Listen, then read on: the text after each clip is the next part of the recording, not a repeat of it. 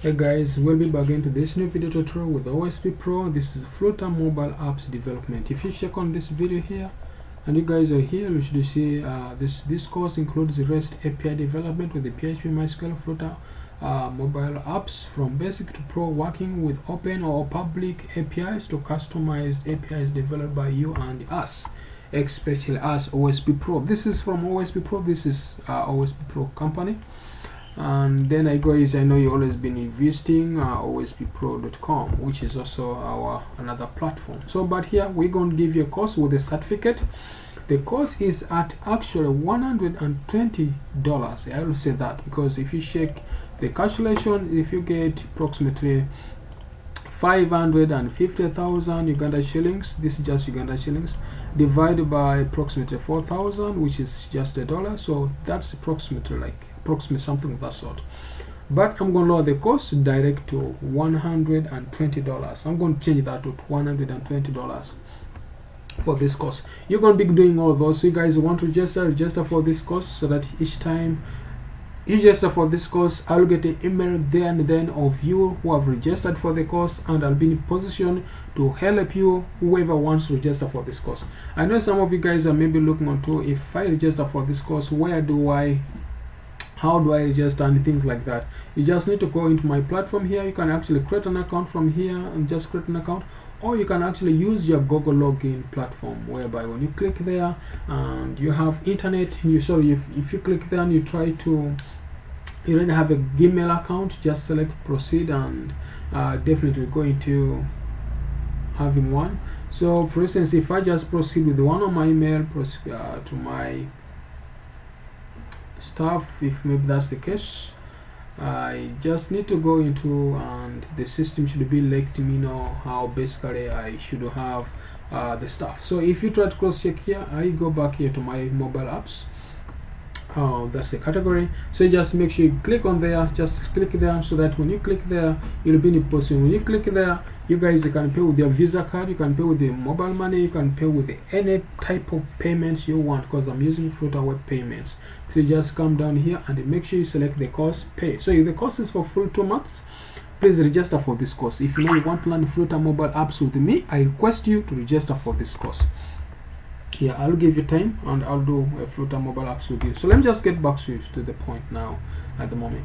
Previously on our video, we showed you guys how to come up with this nice looking kind of, when you're active in that given particular, you can see on top we have to go to that particular content, and we have seen how to come up with that. Now in this video, I want to explain to you something which I know is kind of you guys always get a lot of confusion,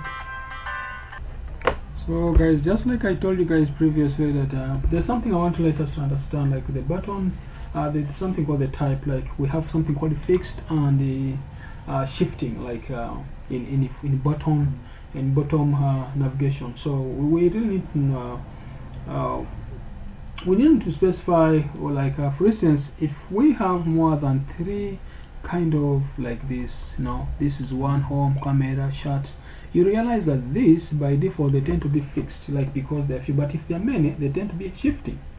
So we have to have a property whereby when it is fixed, to display both label and icon, and there will be no change in the size of icons. Like for instance, if you change here, it remains the same, like these things remain the same, there's no change of icons. So the size tends to remain the same because it's fixed around. But there's something called the shifting and adding shifting and the fixed. So let's just try to add some few property here into our application, so that you can understand how do you deal with make it fixed and how do you make it like maybe responsive, like shifting.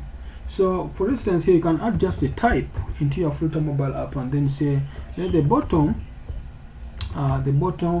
kind of navigation, and then you specify the bar type. You get the bar type, and here you have shifting and and fixed.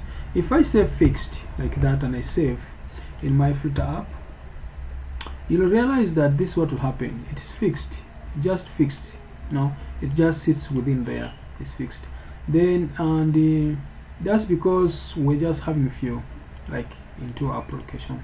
Then if you don't want to have that property, you can just have shift shifting. That's what I'm trying to say. You can have shifting or fixed into your Flutter application. This gives us a chance, like when you're there, you see, it shifts. It's too nice because when especially have very many, we use shifting. This is a very good property, like if you want to come up with a mobile app and wow, say what's this? So when it shifts to that given point and then it rotates. So guys, thanks for watching this short video. If you find it interesting, please don't forget to subscribe to my YouTube channel. Don't forget to subscribe.